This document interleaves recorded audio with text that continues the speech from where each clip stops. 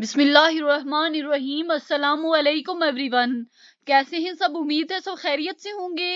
अल्लाह हम सबको अपने हिफ्ज़ व अमान में रखे। तो डियर स्टूडेंट, आज हमारा 9th क्लास बायोलॉजी में चैप्टर नंबर 7 का लेक्चर नंबर 17 है, जिसमें आज हमने डिस्कस करना है difference between photosynthesis and respiration. Difference between photosynthesis and respiration.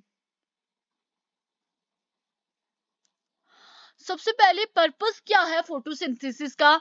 Convert light energy into chemical energy. Chemical energy mean glucose कौन सी फॉर्म में चेंज करेगा? एनर्जी की ग्लूकोज फॉर्म में चेंज करेगा। तो फोटोसिंथेसिस का पर्पस क्या हुआ कि फोटोसिंथेसिस लाइट एनर्जी को केमिकल एनर्जी में कन्वर्ट करेगा। रेस्पिरेशन में क्या होता है स्टूडेंट? ग्लूकोज की ब्रेकडाउन होती है, यानी कि ग्लाइकोलाइसिस का प्रोसेस होता है, और इस ग्लाइकोलाइसिस के नतीजे में क्या होता है?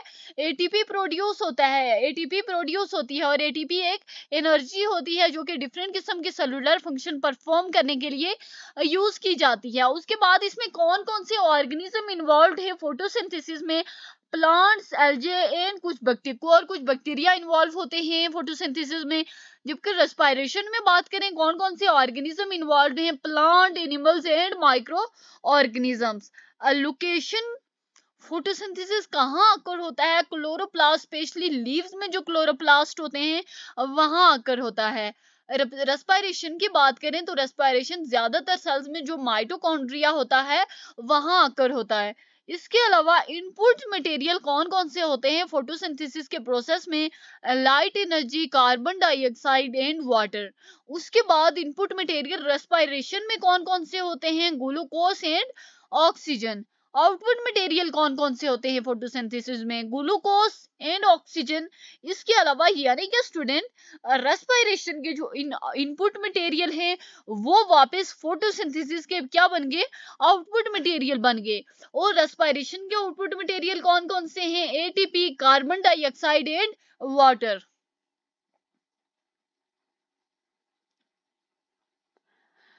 स्टूडेंट, एनर्जी सोर्स क्या होता है फोटोसिंथेसिस के लिए? Sunlight act as energy source for photosynthesis, while glucose and other organic compounds act as energy source for respiration. Stages and processes कौन कौन से होते हैं फोटोसिंथेसिस में? Light reaction and Calvin cycle. Calvin cycle को dark reaction भी कहा जाता है। स्टेजेस और प्रोसेसेस कौन कौन से होते हैं रेस्पिरेशन में? ग्लाइकोलाइसिस, सिट्रिक एसिड साइकिल और Krebs cycle. And third one is and the final step is electron transport chain. उसके बाद है site of ATP production.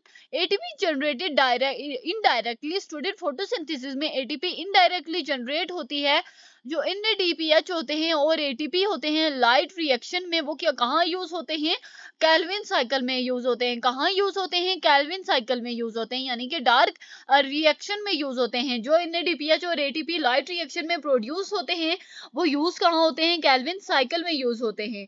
Student, respiration में एटीपी डायरेक्टली जनरेट होती है। किसके थ्रू जनरेट होती है?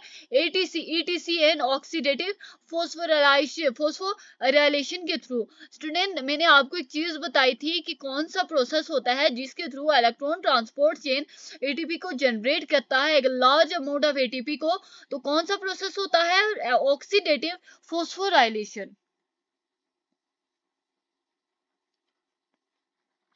बाय प्रोडक्ट कौन कौन से होते हैं फोटोसिंथेसिस में? Oxygen released as a by product. जो ऑक्सीजन होता है as a by product release होता है। जबकि सेलुलर रेस्पिरेशन में कार्बन डाइऑक्साइड और water as a by product release होते हैं। डार्कनेस में फोटोसिंथेसिस में जो डार्क रिएक्शंस होते हैं, यानी कि जो कैल्विन साइकिल होते हैं, वो सनलाइट के बगैर भी अकर हो सकते हैं। इसके अलावा स्टूडेंट, जो रेस्पिरेशन होती है occur regardless of the light availability. उसके बाद है carbon dioxide role. Carbon dioxide role is absorb from atmosphere for use in Calvin cycle. Carbon dioxide atmosphere से अब्सॉर्ब होता है और केल्विन साइकिल में यूज होता है। कार्बन डाइऑक्साइड का रोल क्या है सेलुलर रेस्पिरेशन में? As a waste product produce होता है। वाटर का रोल क्या होता है? वाटर स्प्लिट होता है लाइट रिएक्शन के दौरान, यानी कि वाटर मॉलिक्यूल लाइट रिएक्शन के दौरान स्प्लिट होंगे और स्प्लिट होके क्या बनाएंगे, क्या रिलीज करेंगे, ऑक्सीजन एंड प्रोटॉन को रिलीज करेंगे। इसके बाद वाटर का सेलुलर रेस्पिरेशन में क्या रोल होता है कि एक स्मॉल अमाउंट रिलीज होती है रेस्पिरेशन के दौरान, जो कि ईटीसी में यूज होती है। स्टूडेंट ओवरऑल रिएक्शन क्या है, कार्बन डाइऑक्साइड की 6 मॉलिक्यूल और वाटर के 6 मॉलिक्यूल क्लोरोफिल और सनलाइट की मौजूदगी में क्या करेंगे, एनर्जी को यूज करते हुए क्या बनाएंगे, C6H12O6 ग्लूकोज और ऑक्सीजन के 6 मॉलिक्यूल बनाएंगे। इसके अलावा जो सेलुलर एस्पायरेशन होगा उसमें ग्लूकोज जो होगा ऑक्सीजन के साथ, ऑक्सीजन के 6 मॉलिक्यूल के साथ रिएक्शन करेगा और इसमें क्या क्या बनेंगे, कार्बन डाइऑक्साइड के 6 मॉलिक्यूल, वाटर के 6 मॉलिक्यूल और साथ में एटीपी एनर्जी रिलीज होगी। स्टूडेंट फोटोसिंथेसिस में एनर्जी यूज हुई है और सेलुलर एस्पायरेशन में एनर्जी रिलीज हुई है। थैंक्स फॉर वॉचिंग, मिलते हैं नेक्स्ट वीडियो में। तो आज का जो लेक्चर था इसमें मैंने आपको सेलुलर रेस्पिरेशन और फोटोसिंथेसिस के दरमियान डिफरेंस को बताया है। इससे जो प्रीवियस लेक्चर है वो भी डिफरेंस के बारे में था, लेकिन वो लॉन्ग क्वेश्चन में अगर आपको डिफरेंस आ जाता है तो आप वो लिख लीजिए और अगर आपको शॉर्ट में आ जाता है तो आप ये लिख लें।